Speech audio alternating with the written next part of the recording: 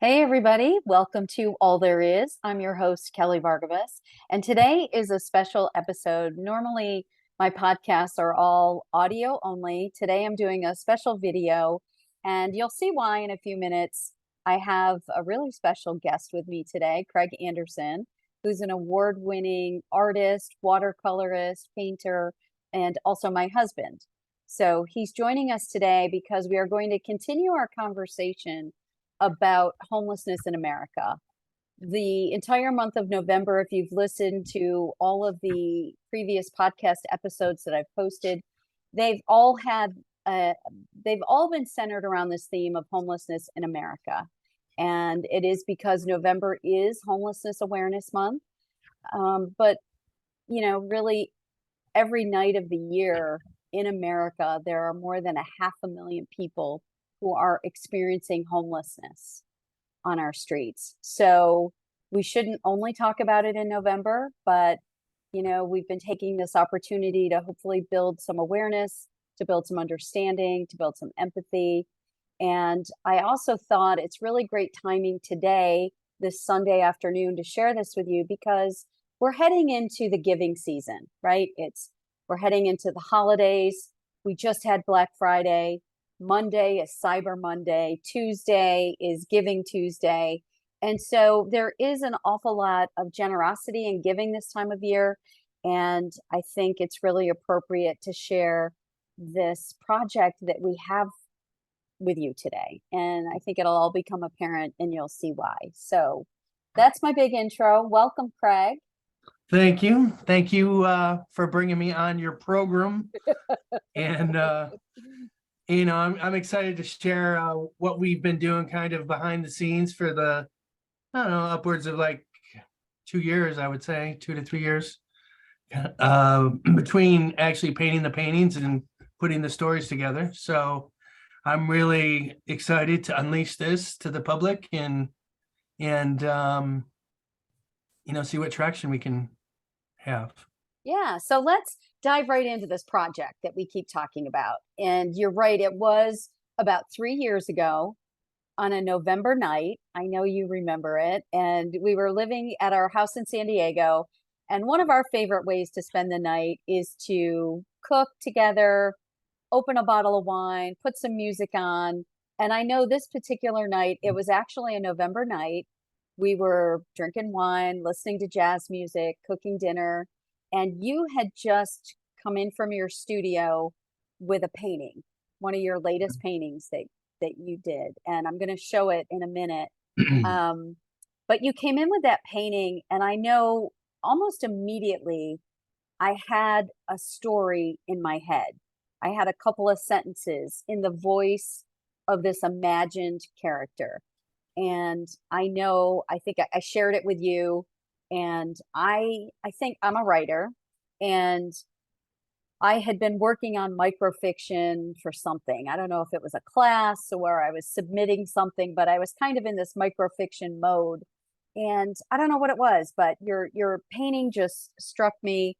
I had a story almost immediately, and you and I kept talking, and we got really excited about this idea of pairing art with words and pairing art with stories, Mhm. and how that could be a really powerful way to share, to connect, to bring awareness and empathy to perhaps people in our country who normally don't have a voice, who feel invisible. In this case, it's people experiencing homelessness.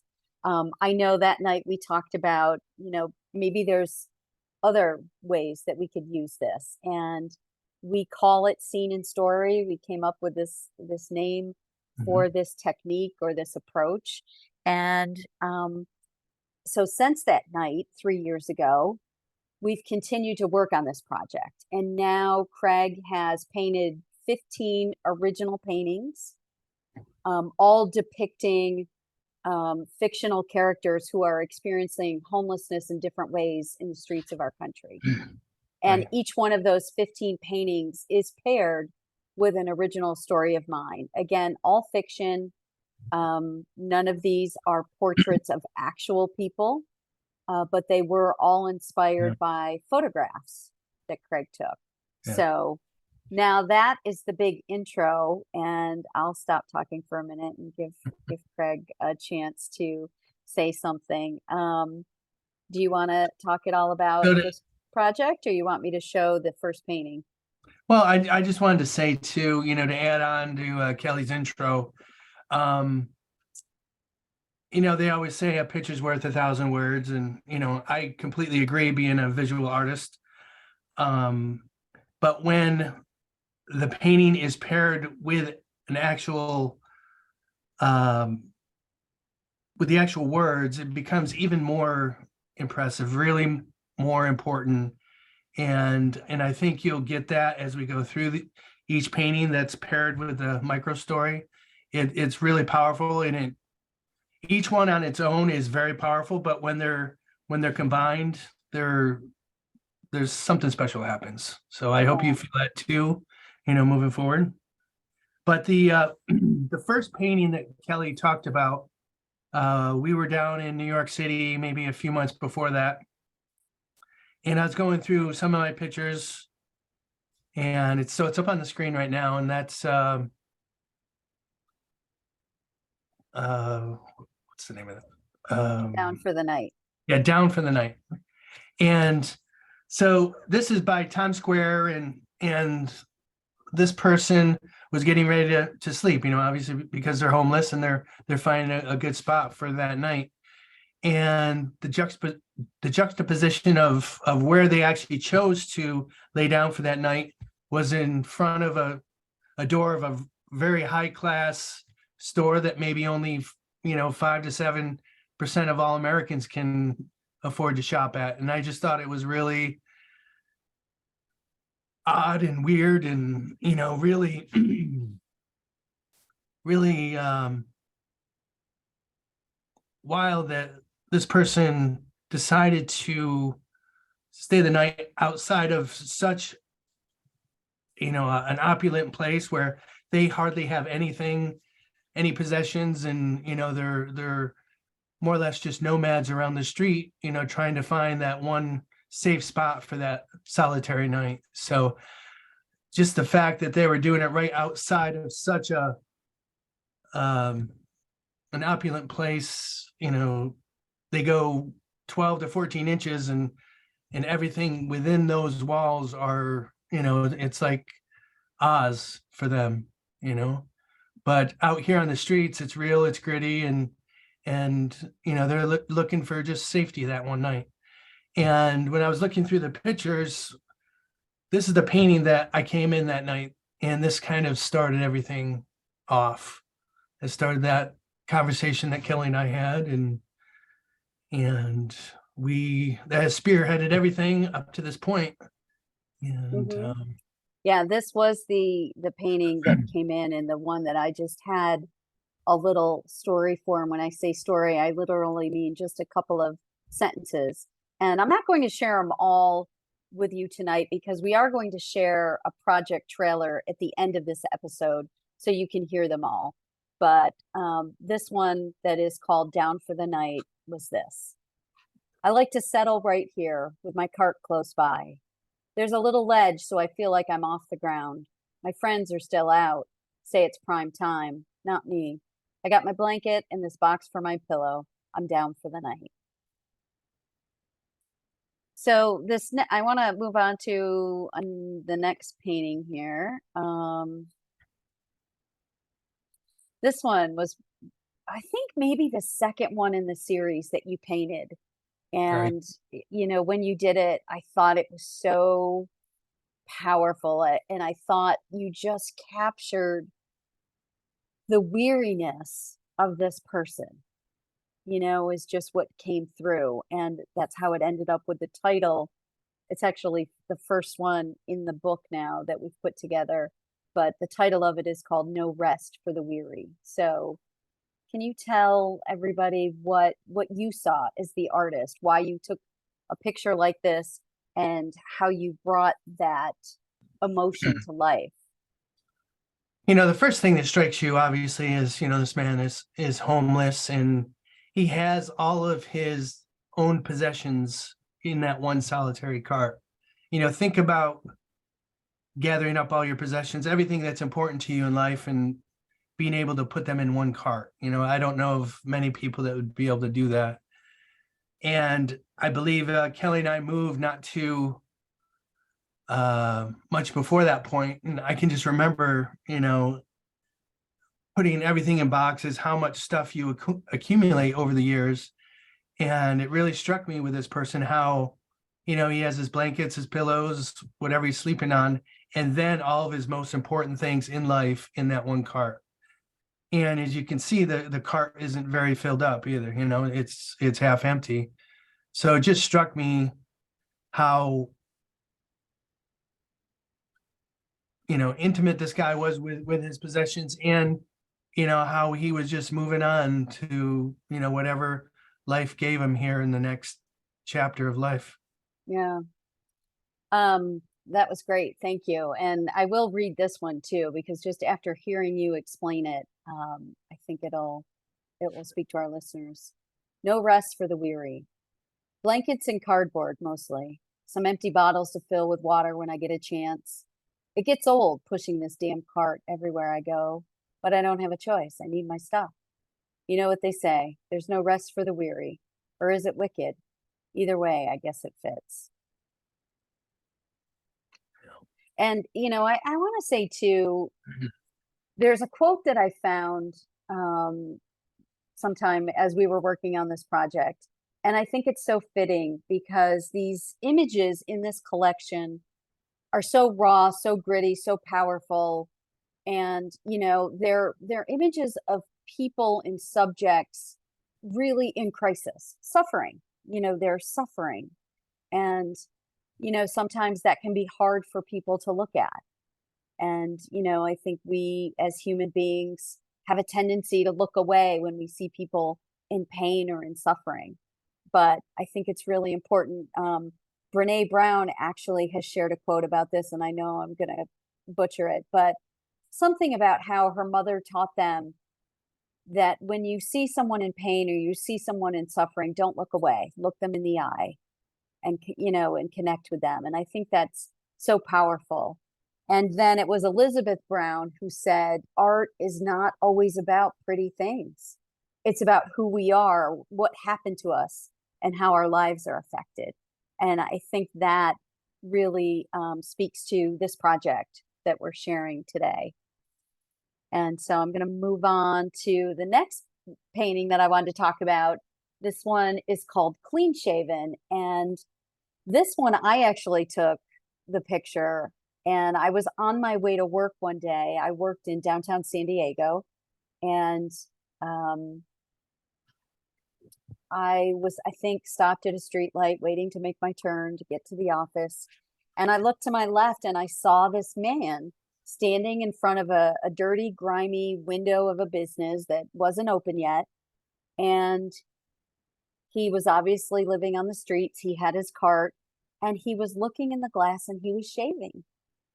And that one just really struck me, that, we all have those things that make us feel human. For some people that they can't get up and start their day before they have their coffee. They can't get up and start their day before they shower or have their prayer time or meditation, whatever it is. And it just struck me that even someone like this man, who obviously is in a really tough place, had this habit that he did, I imagined, this daily habit of shaving. And maybe that one little act made him feel like a human that day. So I came home and this isn't Craig's favorite way of being inspired to paint because, he likes to get his own inspiration. But I came home and shared it with him. And, he was able to create this painting of a man doing exactly as I had described and told him about.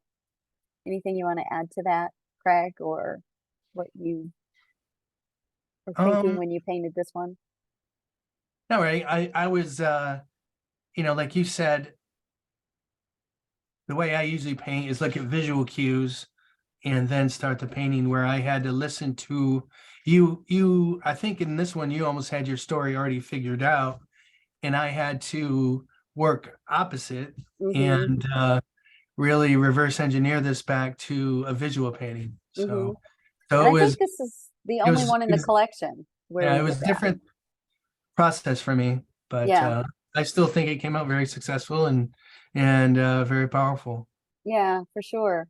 And one thing I didn't do at the beginning of this was just spend any time at all explaining a little bit more to our reader or our listeners, some background on you and I and why this crisis of homelessness is so important to us. I know for me, I'll only speak for myself. It's something that has always tugged at my heart, but I've never lived on the streets, but I had a brother. My brother Bobby ran away from home when he was 16 and he lived on the streets for 5 years. And so I know what it's like to love someone that is out there on the streets and you don't know where they are. You don't know where they're living. You can't get in touch with them. When my brother was homeless, it was in the early 90s. So nobody had cell phones yet. And I would go weeks and weeks and weeks without ever hearing from him. And I would go to bed at night and wonder, did he have any place to sleep? Did he eat that day? Was he safe? Was he cold? Was anybody kind to him that day? And you know, our story ended well. He eventually came home and was able to return to a better way of life. And we've been very blessed in that. But I've never lost that feeling of knowing what it's like. And I know sometimes when you and I are out walking around cities and we pass by people on the street, there are many times where I'll see a man and he reminds me of my brother. And I Mhm. can't help but go up to him and try to talk to him. And it's just something that's never left me. And so it will always be something that's very important to me, something that I feel like we can solve as a nation. Like we are smart people. There's half a million people experiencing homelessness in our country on any given night, but I feel like even though the reasons are complicated and it's a really complex problem to solve, I feel like we can do it.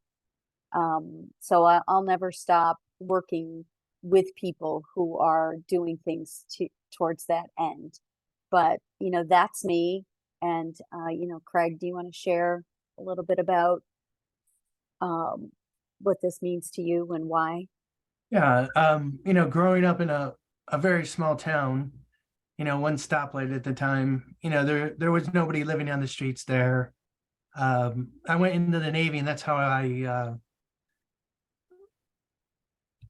found myself living in San Diego, which is, if you've ever been there, it's gorgeous, sunny, one of the best places you could think about living. America's But finest city, right? Isn't yeah, that its America's tagline? Yeah. that's their tagline.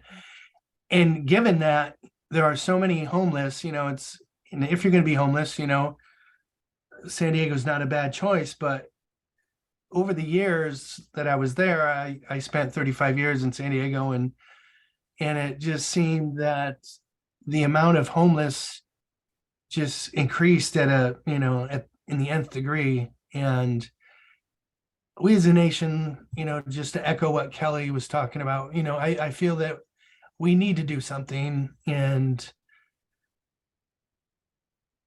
we need to help these people in some way. You know, there's a quote, and I don't know whoever said it, and I'm not even sure if it's true, but where they say, everybody's 2 months away from being homeless, and I can see that. Or go 5 months without a paycheck. Where are you going to be? If Right. you don't have parents, if you don't have a support group, or a family that's going to help you out, you Yeah. know, you miss 5 or 6 paychecks, you're on the street. And that's how much of a balance this thing called life is. And you don't know about, you know, the 2 or 3 people you just walk by that are sitting there, asking for food, or they're on the streets. You don't know what issues they've been through and what hardships they've went through. So we always want to, think about that and not just say, oh, these people are lazy and they don't want to work or anything. There's a lot that comes to that with somebody becoming homeless, you know. Right. And I think you touched on, loss of job, affordable housing, in a place like San Diego where affordable housing, I mean, it is really tough for people making a good wage to afford housing in San Diego. So that is definitely one of the big contributors, but also mental illness, addiction, sickness, disability. It's one of the reasons that makes it such a complicated problem to solve is because there is no one thing that causes the crisis of homelessness in someone's life. But all right, let's move on to the next painting. Oh, someday. I know this one. You have some things to share about this. Can you tell our listeners why you painted this? What struck you when you saw this person? Well, being a visual artist, the light is something that really attracts me. So this was at twilight, and the angle of the sun was really low, so you get really long cast shadows, and just the colors that surrounded this person really capture me, and that they weren't looking at me. I had no engagement with them, and they were just almost like they were thinking about, you know I don't know if it's their next meal, or they were working out their problems. It almost seemed to me, and that's kind of what I wanted to convey is what this person kind of is thinking, or that they were involved in something. Even right there on the streets, you can develop a plan. You can maybe find out or strategize, your next move. Hmm. Right. This is one of your newer ones in the collection, one of the Mhm. last few that you painted, and we've titled it Mother. And I know for me, when you painted this, what I felt immediately was that you just captured the fierceness in this mother's eyes, in her soul, the fierceness that she felt for her family and protecting them. Right, And there's nobody who was going to mess with this woman and her family. right. I don't care where she is or what she's up against, and she's obviously in pain and struggling. But man, she is just in fierce mama mode. And maybe you could talk a little bit about, from an artistic standpoint, your technique and how you were able to do that in such a powerful way. Yeah. So this one is a little bit different than some of the other paintings in the series, where I actually poured this painting, meaning that I didn't use any brushes or anything until the very end for details. Excuse me. But I actually mask off certain areas, and then I do 2 or 3 pours to actually build up the color. And that's why there's kind of a glow with this one. It's a little bit different than directly painting watercolor. And I chose to, even though there's a child in the stroller there, I didn't want that to be the main point. I wanted, the mother to really have the emphasis in the painting. That's why there's such dramatic value change there, because I want you to look at her face. And if you look at her face, probably 2/3 of it is in shadow, but the third that is highlighted, you can tell what's going on there. You can tell the emotion, the struggle, how much trouble life has been for this person. But she has her family and she has her foundation, and nobody's going to take that from her. Yeah, yeah, it's really, really powerful. All right. Oh, this one. This was another of the newer ones that finished the collection, and we've titled it "Shame on Me." And this one and Mother, I think, took me the longest to get the story to pair with it. And I I got from the moment I saw the painting, I knew what I wanted to say, but it took me a minute to figure out how to say it because what I saw from this painting, what I felt was heaviness. Like that this person just was feeling the weight of the world, the weight of his world, and it was almost too much to bear. So, that's what Yeah, I felt. How about you? What inspired you to paint this? What did you feel? it's for me when I saw, this poor gentleman, like you said, you see the heaviness, you see the pressure in his world. We didn't have a conversation with him, so we don't know exactly what those pressures were, but you could just see just by the body language, how much pressure he was in, and you could almost jump in his body and just kind of hear what he's saying, like, how am I going to get through this? How is this going to work out? Yeah.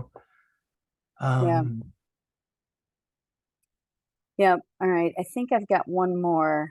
I think this is the last one I'm going to share in our episode today until we get to the full trailer. But this one is called Sounds of the Street.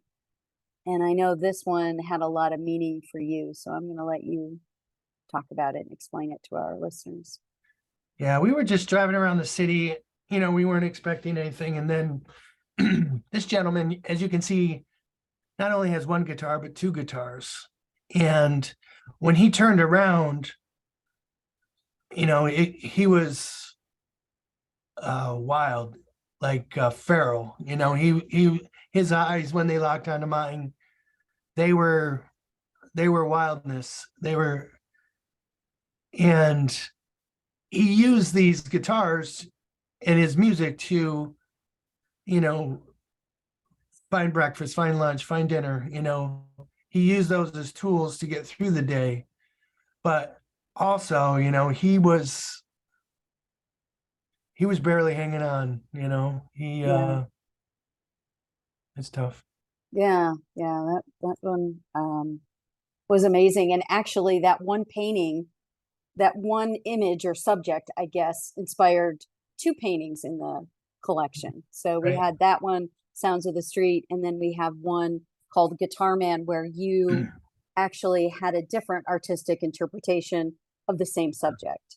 Yeah, and I probably snapped the actual photos maybe 2 or 3 seconds apart, but the way I handled each one is completely different, and you get a completely different feeling from that one and the other one of the same subject. Yeah. And that, I also want to be sure to mention too that um, all of these figures, I think I said it at the beginning, but they're not actual portraits of people. They were inspired by photographs you did take of scenes and people, but, with your artistic license, and sometimes you take pieces of one photograph and some from another, and Mhm. they come together to form the finished painting, which is true of all your painting, Right. right?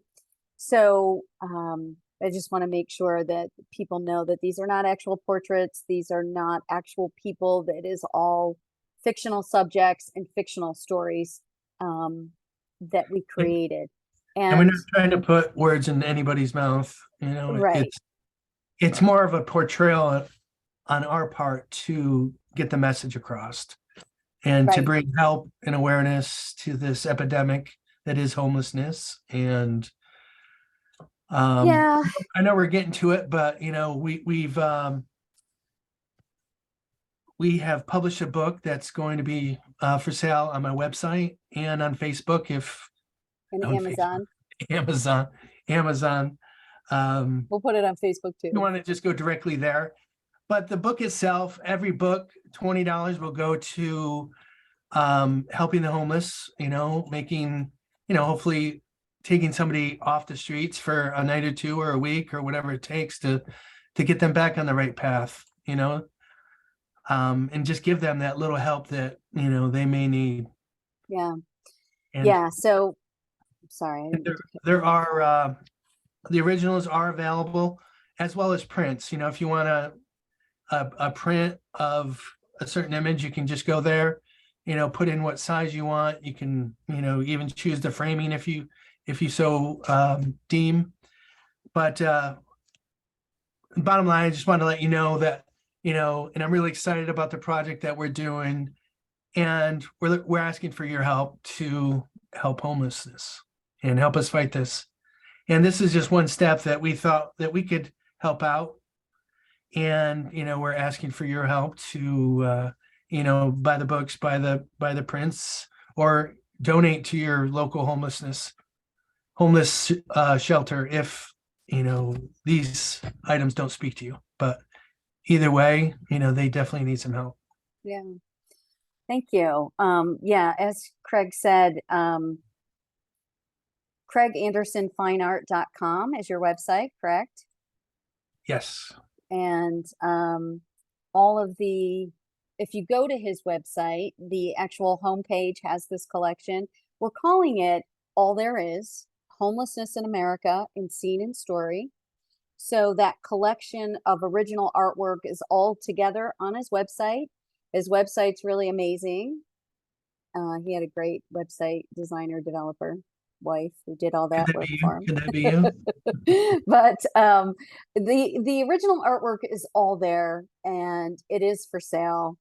The website has some really cool features. If you do check out a particular painting that you're interested in, they are all available in prints, which is a little more budget friendly. And like Craig said, you can get it framed or not framed, and you can have it sent right to your house. But, we put this book together because we thought it was a great way for people to have all the images in one place paired with the stories, because that is really where we feel the power is. It's definitely affordable. It's for sale on Amazon for $25.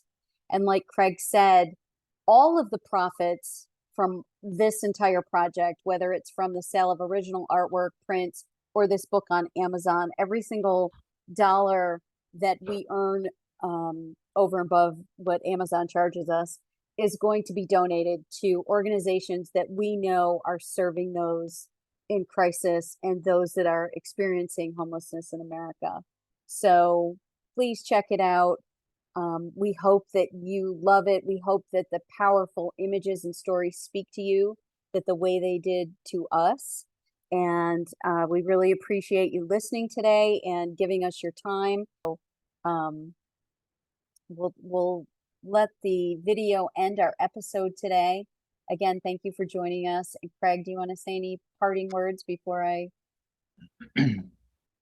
I just wanted to say, thank you for, staying with us and listening to our message. And, I hope that you can lend a hand and, and help your brother or sister that's on the streets that's this far away from, getting to that next level. And I think that's all we need to do is just, everybody needs a hand now and then. And I think, if we give somebody just this much, it might be that much to get them to that next level, and, we'll help them to the next chapter. So thank you again. And we appreciate all your help moving forward. Thank you. All right. Thanks, everybody. All There Is, Homelessness in America in Scene and Story by Craig Anderson and Kelly Bargabas. Home is a place all of us want to be. We all want to have our corner of the world, surrounded by people who know us, accept us, love us. A place where we are safe, warm, fed. A place where we have enough, where we are enough. This is all there is. No rest for the weary. Blankets and cardboard mostly.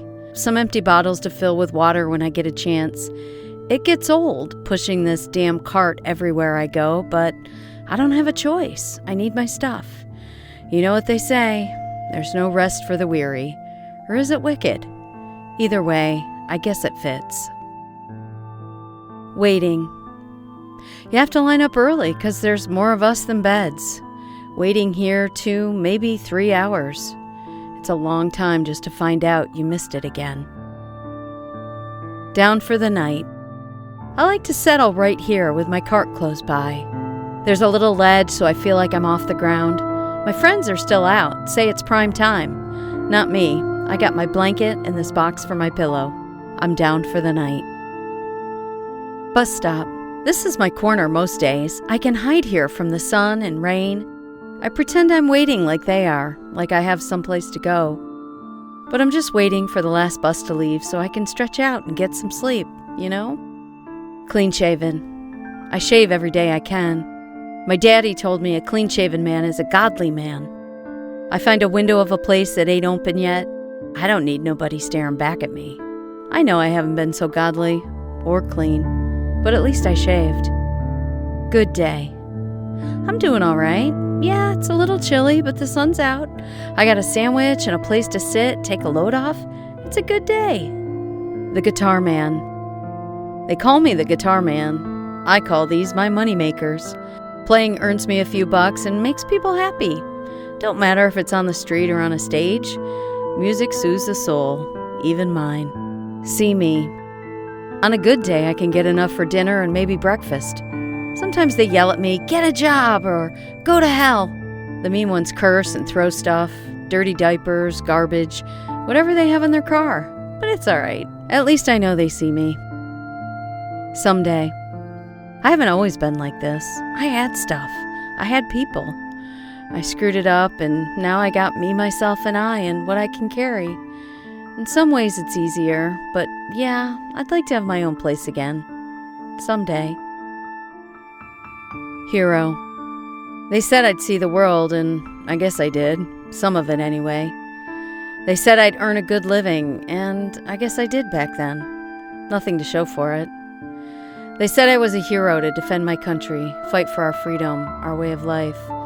They didn't tell me the rest. Funny, I don't feel like a hero. Family. I don't remember what the last fight was about. Does it matter? I was only disappointment and trouble to them. I know that. Fit in better here. We look out for each other. Make sure nobody messes with us or our stuff. I got a real family now. Mother. What kind of mother am I? The kind that doesn't let go. You want to help? Help me. I'll take care of them. Otherwise, mind your business and keep walking. Shame on me. Some drink. Some are sick. Can't catch a break to save their life. We all got our chains that keep us here. It's heavy, man, this shame on me. Sounds of the street.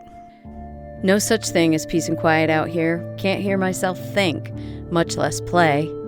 Cars honking, people yelling, train moving through. So much damn noise all the time. Sounds of the street, I guess. Not here. I used to find my brother at this spot sometimes, but they said he's moved on. He's not here. It's hard to find somebody who doesn't want to be found. I just hope he's warm and had some food today.